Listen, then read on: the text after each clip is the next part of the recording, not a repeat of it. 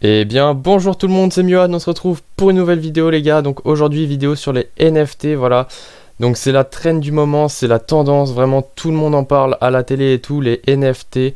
Et je trouvais ça important de vous faire une vidéo sur ce sujet. Donc dans cette vidéo, je vais vous apprendre à comment en acheter et comment en créer puis les vendre. Donc j'espère que la vidéo va vous plaire parce que sachez qu'il y a des NFT qui valent plus de 100 000 $ maintenant sur la marketplace. Donc c'est vraiment un énorme potentiel. Et puis pourquoi pas le vôtre qui pourrait se vendre 100 000 $, on sait jamais. Donc sachez que les gars, il y a le PDG de Twitter, Jack Dorsey il s'appelle, et il a mis en vente son premier tweet pour la somme astronomique de 2 millions de $ les gars. Et sachez que le plus gros NFT qui s'est vendu, c'est un NFT avec Donald Trump qui se fait rayer par un oiseau bleu, etc. comme il s'est fait exclure de Twitter et tout. Et tout ça les gars, ça a valu 6,6 millions de $. Je sais pas si vous vous rendez compte, mais c'est un truc énorme. Genre vraiment, c'est un énorme potentiel et ça atteint des sommes astronomiques.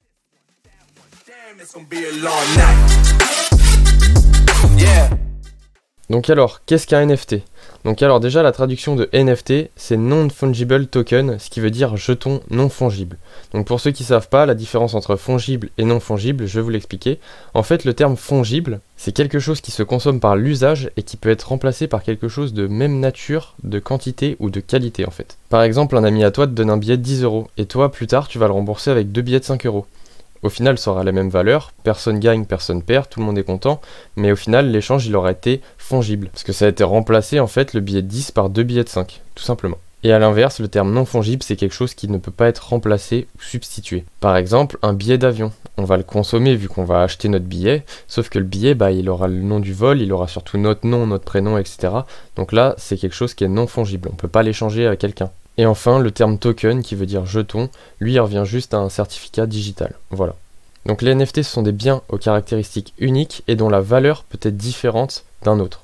Après, ils possèdent quand même tous des caractéristiques et des attributs communs, mais il y a quand même quelque chose qui les différencie à chaque fois. Voilà. Donc par exemple, dans les œuvres d'art, va y avoir quelqu'un qui va avoir un chapeau et l'autre, il va avoir des lunettes, par exemple. Et au final, derrière, ce sera le même portrait.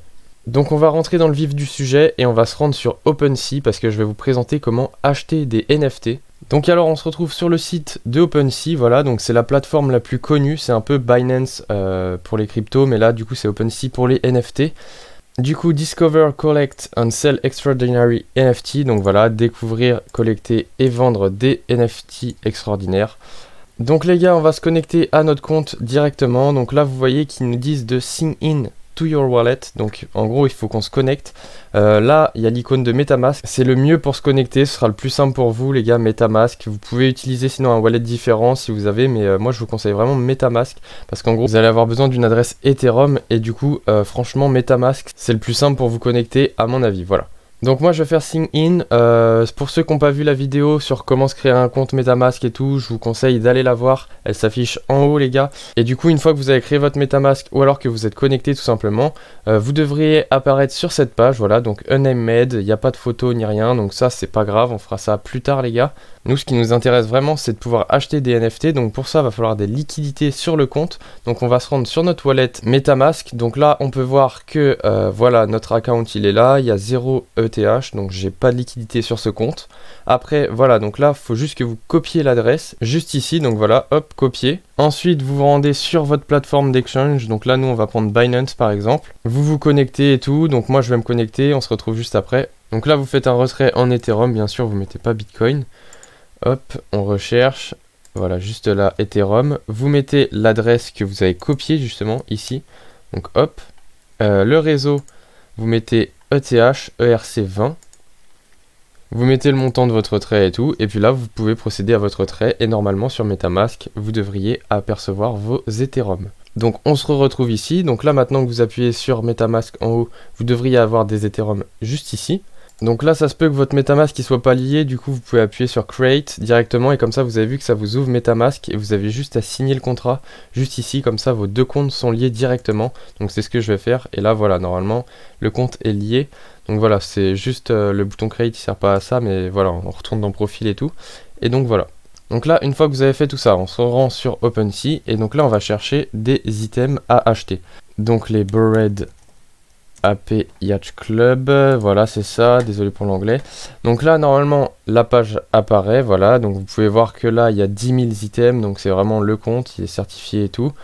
Là on peut voir que déjà le floor il est à 40 Ethereum, donc vous voyez que c'est une énorme collection. 40 Ethereum ça représente à peu près, s'il est à 4000 ça refait 160 000 euros, enfin dollars du coup minimum pour une œuvre. Donc là vous allez vous dire mais pourquoi je fais pas une capture d'écran là et l'œuvre je l'ai, tu vois.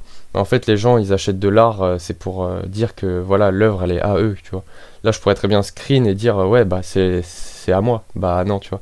Les gens ils achètent juste pour qu'ils disent que bah vraiment l'œuvre elle leur appartient. Et du coup l'œuvre elle est unique, donc pour le coup c'est les seuls à l'avoir sur toute la planète, c'est les seuls à l'avoir pile cette œuvre là.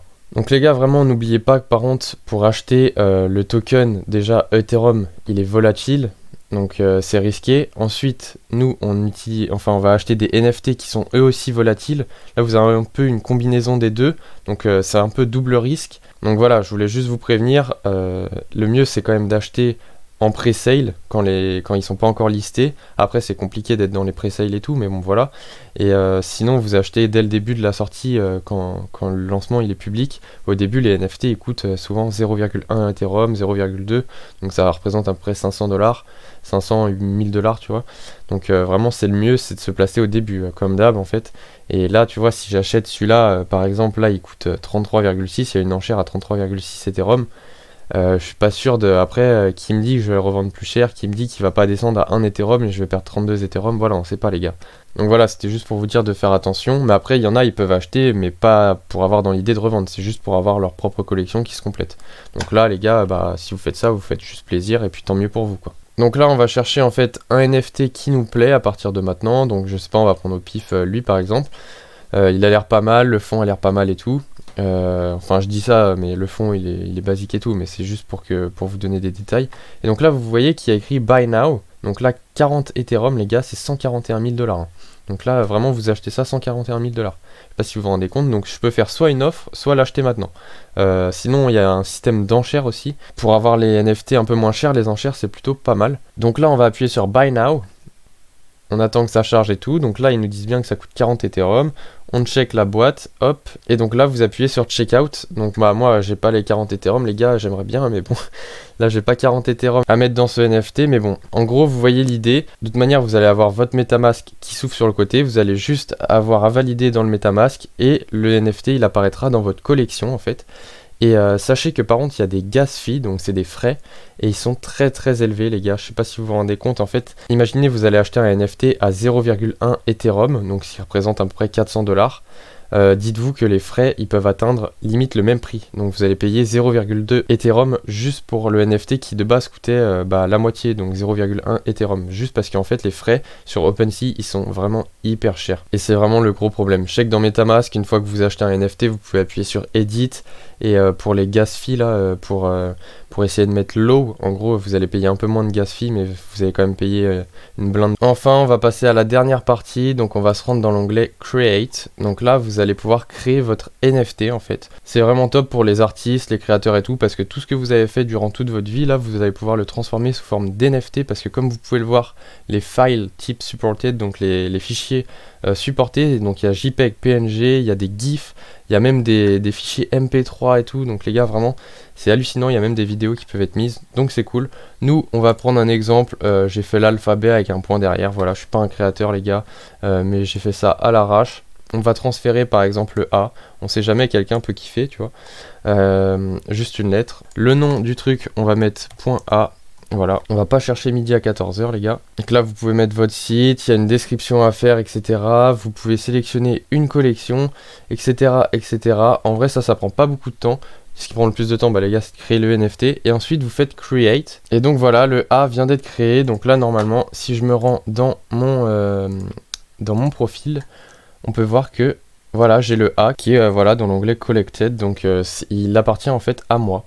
Et vous voyez, bon par contre c'est Untitled Collection et tout, j'ai pas encore mis de nom à la collection et tout, mais j'ai fait vraiment pour vous montrer.